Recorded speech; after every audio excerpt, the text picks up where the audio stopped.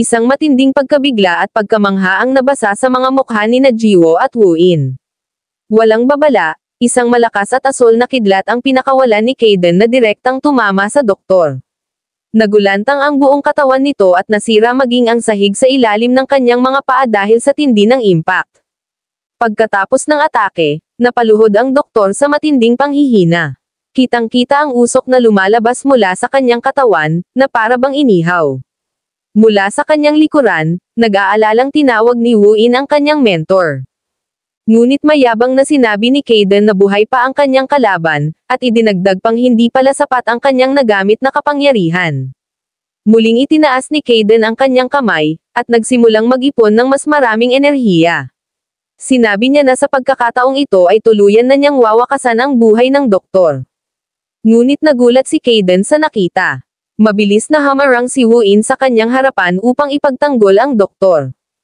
Habang nagtataka si Kayden kung sino ang humaharang sa kanya, sa isip naman ni Woo-in, nabigyan siya ng sagot. Kilala niya si Kayden Break na isa sa pinakamalakas na Awakened One. Isip-isip niya, walang awa itong pumatay sa mga humaharang sa kanyang landas, at ang kanyang pagiging unstoppable ang dahilan kung bakit binansagan itong Break. Lalo siyang nagtaka at nagtanong sa kanyang sarili kung paanong magkakilala sina Jiwoo at Kayden. Nagalit si Kayden at tinatanong si Woo-in kung bakit nakatingin lamang ito sa kanya ng ganoon at inutusang magsalita. Nauutol na humingi ng paumanhin si Woo-in na halatang nag-aalala sa kung ano ang gagawin. Pagkatapos, nagmamakaawa siyang humarap kay Kayden para buhayin ang propesor. Binalot ng pagtataka at walang emosyon ang mukha ni Kayden. Tinanong niya kung ang taong nasa likuran ba nito ay ang kanyang propesor, at nagtaka rin kung bakit niya pa rin ito ipinagtatanggol gayong halos mamatay na ito sa pambubugbog ng propesor. Magalang na sumagot si Woo-in na tama ang pagkakarinig ni Kayden at hindi nila alam na magkakilala pala sila ni Jiwoo. Sumagot si Kayden na hindi nga nila alam. Nagsimula siyang ngumiti at idinagdag na ang propesor ni Woo-in ay sumobra na. Walang imak na nagtitigan ang dalawa. Matatalim ang kanilang mga mata, hanggang sa galit na nagsalita si Kayden. Inuutusan niyang umalis si Woo-in dahil kung hindi ay ibig sabihin ay gusto din itong mamatay kasama ng propesor. Hindi umalis si Woo-in at matapang siyang nakatingin kay Kayden, hanggang sa nagsalita na ang doktor at pinapaalis siya. Nilinggan ni Woo-in ang doktor na may pag-aalala habang ito ay umuubo at pinapatabi siya kahit hindi pa nakakabawi. Muling nag-ipon si Kayden ng malakas na enerhiya sa kanyang kamay at walang pakialam na sinabi kay Woo-in na kung hindi ito aalis ay mamatay silang parehas. Sa kanyang tabi, biglang tinawag siya ni Jiwoo. Ikinagulat ito ni Kayden. Mabait na nakiusap si Jiwoo na sa tingin niya ay tama na ang lahat. Nagalit si Kayden at tinanong kung ano ang pinagsasasabi nitong tama na. Dagdag pa niya, hindi ba ito nagagalit sa kabila ng nangyari sa kanya, at alam ba talaga nito ang sitwasyon? Sinabi ni Kayden na marahil patay na ito sa kamay ng doktor kung hindi siya dumating. Hindi makapagsalita si Jiwoo dahil sa narinig. Mariing sinabi ni Kayden na nagbigay na siya ng babala noon ngunit hindi ito nakinig. Tinuloy ni Kayden ang pagpapaliwanag na ang mundo nila ay iba sa mundo ni Jiwoo. Madali raw maging magkaaway ang mga awakened kapag hindi sila nagkasundo. Nilinggan ni Kayden si Jiwoo, na umuupo sa sahig at nakatingin sa kanya. Nagtanong si Kayden kung alam ba ni Jiwoo kung para kanino siya gumawa ng lahat ng iyon. Sinagot ni Jiwoo na alam niya ang ginagawa ni Kayden. Pinasalamatan niya si Kayden sa lahat ng tulong na binigay nito sa kanya. Nagulat at lumingon si Kayden, na para bang hindi niya inaasahan ang sinabi ni Jiwoo. Nakita ni Kayden ang determinasyon at sinseridad sa mga mata ni Jiwoo habang nagmamakaawa ito. Pahabol pa ni Jiwoo, ayaw na niyang pumatay pa si Kayden para sa kanya. Nanatili lang nakatingin si Kayden sa kanya, namamangha ngunit hindi halata. Sinabi ni Jiwoo na tinulungan din siya ni Woo-in at magkaibigan sila. Nanatiling walang imak si Kayden na nakatingin kay Jiwoo, sabay lingon kay Woo-in at napabuntong hininga. Nagagalit nitong sinabi sa kanyang isip na napakadaling pagsamantalahan nitong taong ito. Walang nagawa si Kayden at napakamot na lang sa kanyang ulo, inutusan na lumayas na ang dalawa. Nagulat si Woo-in at nagtanong kung totoo ba ang sinabi nito. Pinagmamadali sila ni Kayden at binyantaan na kung sakaling magkita silang muli ay papatayin na niya ito kaya't ituring na lang nilang maswerte sila ngayon. Habang inaalalayan ang kanyang mentor, nagpasalamat si Woo-in sa binigay na pagkakataon sa kanila. Sarkastikong nagtanong si Kayden kung masaya na si Jiwoo. Kitang-kita naman ang kagalakan ni Jiwoo nang magpasalamat siya, habang inis na inis si Kayden at galit na sinabing masyado siyang pasaway. Sa gitna ng kanilang pag-uusap, biglang may naalala si Jiwoo. Sinabi niya na kailangan pala nilang kunin ang pusa. Pag-uwi nila, agad na inihiga ni Kayden si Jiwoo. Gumamit siya ng kanyang kapangyarihan upang gamutin ito. Habang ginagawa niya iyon, sa kabilang sofa, makikita ang pusa na mahimbing na natutulog.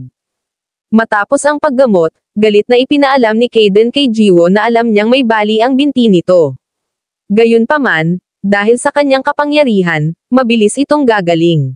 Ayon kay Kayden, gagaling ang mga sugat at buto ni Jiwoo sa loob lamang ng ilang araw. Bahagyang natawa si Jiwoo, na parang nahihiya, habang inis na inis si Kayden at wala nang nagawa kundi mapahawak na lang sa kanyang ulo. Habang seryosong nagpapahinga si Kayden, nagtatakang tumingin siya kay Jiwoo at nagtanong kung pati ba ang ulo nito ay nasaktan din dahil panay ang ngiti nito. Natutuwa pala si Jiwoo na makita ang totoong itsura ni Kayden bilang isang tao. Ngumisi nang may kay-abangan si Kayden at nagtanong na kung talaga bang iniisip ni Jiwoo na isa siyang matabang pusa. Sa itsura ni Kayden na mukhang nang-aasar, kinakabahang sumagot si Jiwoo na hindi iyon ang kanyang iniisip. Nagulat lang daw siya sa cool nitong itsura at napakalakas din. Ipinagmalaki naman ni Kayden na siya ay talagang awesome. Nahihiyang sumang-ayon si Jiwoo at bahagyang natawa, kaya't si Kayden ay wala na lang masabi. Sa kanilang pag-uusap, biglang dumating ang mga pasang inaalagaan ni Jiwoo na mukhang mga nagagalit. Nagtaka si Kayden kung bakit sila umaasal ng ganoon. Sumagot si Jiwoo na marahil ay kakaiba sa mga pusa ang makitang may ibang tao sa bahay, na lalo namang ikinainis ni Kayden.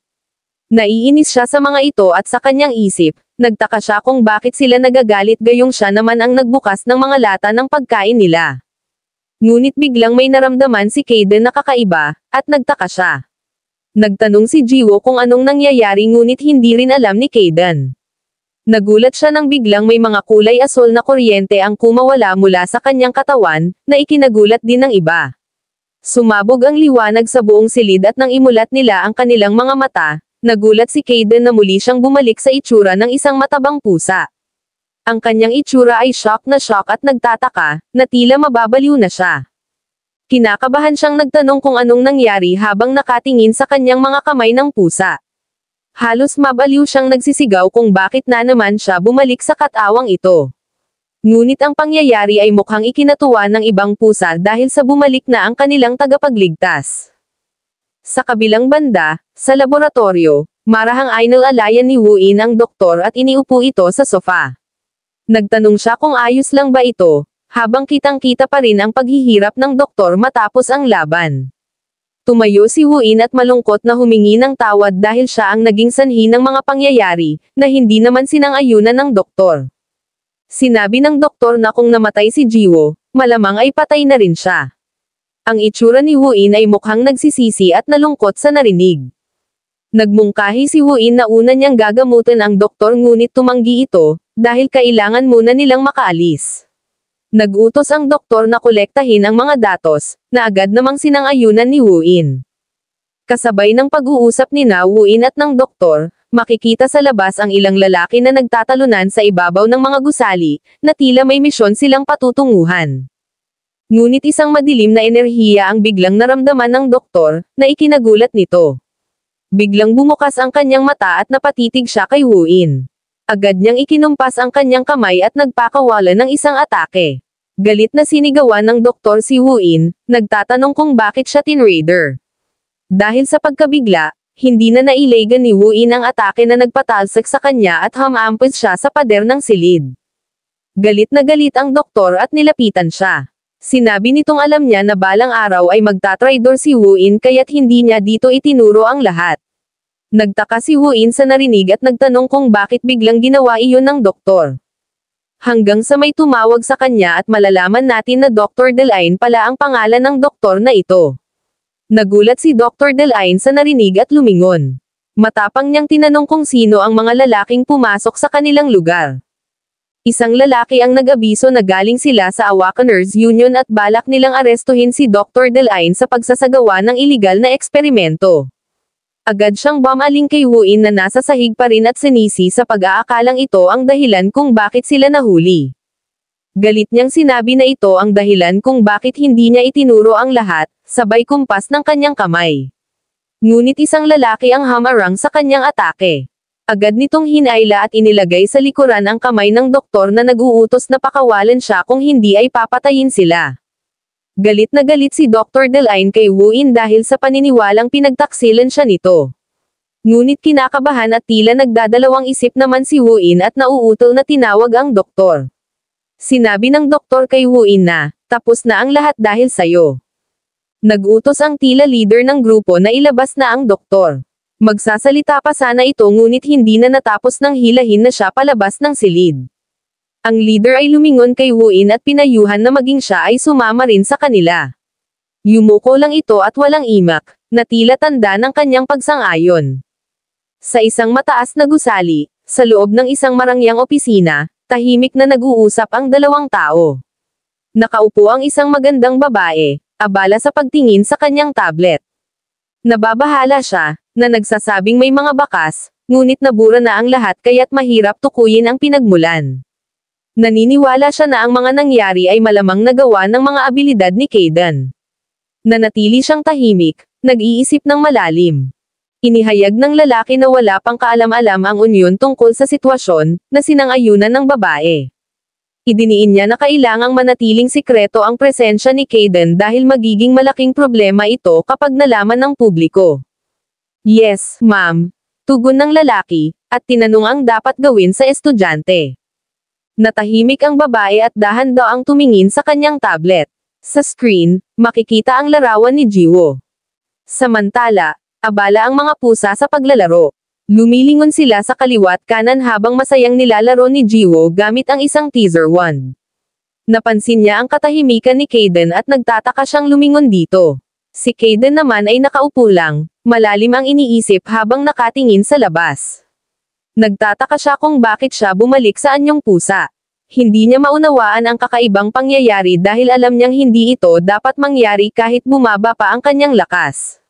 Napagtanto niyang marahil ay mas malalim pa ang nangyari kaysa sa simpleng pag-transform sa anyong pusa. Nagulat siya sa kanyang biglang pagkakatuklas. Namawis ang kanyang mukha nang maisip niyang hindi lang basta pagkopya sa anyo ng pusa ang kanyang nagawa, kundi isang ganap na pagbabagong anyo. Nagtanong pa siya sa sarili kung naging totoo ba siyang pusa. Bahagyang kumibot ang kanyang labi, at bigla siyang medyo nahihiya nang may kay-abangan. Sa kanyang isip, ipinagmamalaki niya na ang kanyang mga abilidad ay talagang kahanga-hanga. Pero habang iniisip niya kung paano siya makakabalik sa dating anyo, bigla siyang huminto.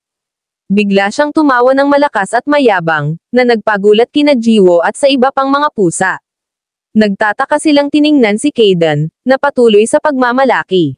Samantala, dahan daw ang nagising ang kulay abong pusa, pero nang makita nito ang inaasal ni Kayden, nagulat siya. Patuloy si Kayden sa pagyayabang sa kanyang isip, sa aking kapangyarihan, madali lang yan. Lalo na kapag naibalik ko na ang aking buong lakas.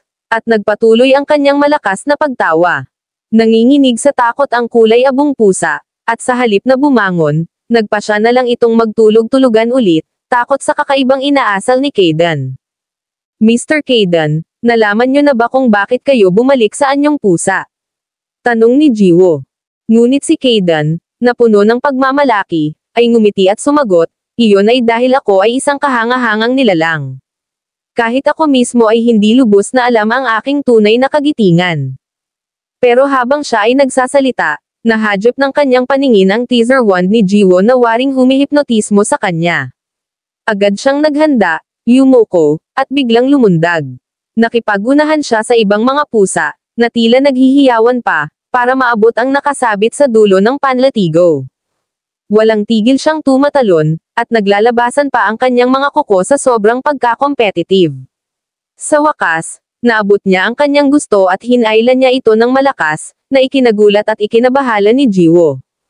Pagkatapos ng lahat, dahan-dahan siyang tumalikod kay Jiwo, na namumula ang pisngi sa hiya. Sa kanyang isip, napagtanto ni Kaden na nasosobrahan na ang kanyang pagiging pusa. Habang nahihiya, napatingin na lang si Jiwo at napakamot sa kanyang ulo, walang masabi. Biglang nabaling ang atensyon ni Jiwo sa kulay abong pusa na tila nagulat sa biglaang paglipat ng pansin sa kanya. Nagtanong si Jiwo kung ayos lang ba ito. Lumingon si Kaden sa pusa nang may seryosong ekspresyon at sinabing ayos lang ito. Ayon sa kanya, maayos ang vital signs nito kaya't malapit na itong magising. Nilapitan ni Jiwo ang pusa at nagtatakang napansin na nanginginig ito. Akala niya ay nilalamig o may sakit ang pusa. Unti-unti niyang hinawakan at hinaplos ang pusa upang mainitin ito. Pagkatapos ay umupo siya sa tabi nito. Masaya si Jiwo, pakiramdam niya ay nagiging ayos na ang lahat. Sa kabilang banda, seryosong nag-iisip si Kaden. Dahil sa nadala siya sa laban, may mga bakas ng kanyang kapangyarihan ang naiwan. Kahit ginawa niya ang lahat para burahin ang mga ito, nag-aalala pa rin siya. Nagpa siya siyang bumalik sa lugar para tingnan kung ano pa ang kanyang magagawa. Sinabi niya kay Jiwo ang kanyang pag-aalala, na ikinagulat nito. Gayunpaman, nagdesisyon si Jiwo na sumama dahil pakiramdam niya ay nakakulong siya sa bahay. Nagtanong si Kaden kung bakit gusto pa rin ni Jiwo sumama, sa kabila ng mga nangyari. Pinayuhan niya itong magpahinga na lang sa bahay. Masayang sumagot si Jiwo na hindi naman daw malubha ang kanyang mga sugat, marahil dahil isa na siyang awakened. Aniya, wala siyang dapat ipag-alala dahil kasama niya ang Great Kaden. Nabigla si Kaden sa papuri ni Jiwo, at may kayabangan niyang sinabi na sa wakas ay nauunawaan na nito ang kanyang kadakilaan. Tuwang-tuwang ipinagmalaki ni Jiwo na nasaksihan niya mismo ang lakas ni Kaden kaya't hindi niya ito maitatanggi. Tumaas ang noo ni Kaden, at mayabang siyang tumawa habang sinasabi na maganda ang paningin ni Jiwo sa pagkilala sa talento.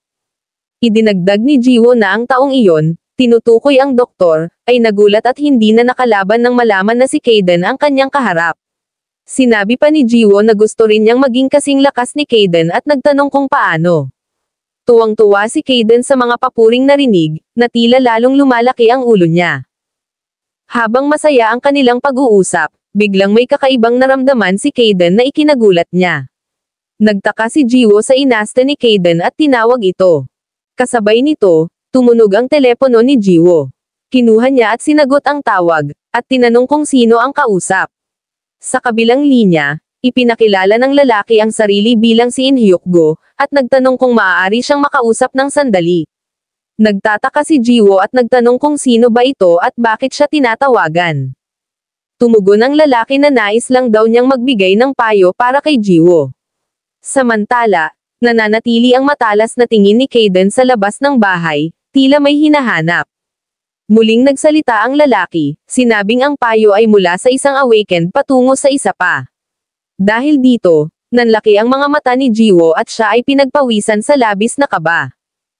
Nadagdagan pa ang gulat ni Jiwo nang sabihin ng lalaki na gusto niya itong makausap ng personal at kasalukuyan siyang nasa labas ng bahay nila. Mabilis na napalingon si Jiwo at nakita ang isang lalaki na may hawak na telepono sa labas ng kanilang bahay. Nakangiting sinabi ng lalaki na hindi niya kailangang pagkatiwalaan, ngunit hindi rin siya dapat maghinala dahil kung may masama siyang balak, hindi na siya mag-aabalang tumawag pa.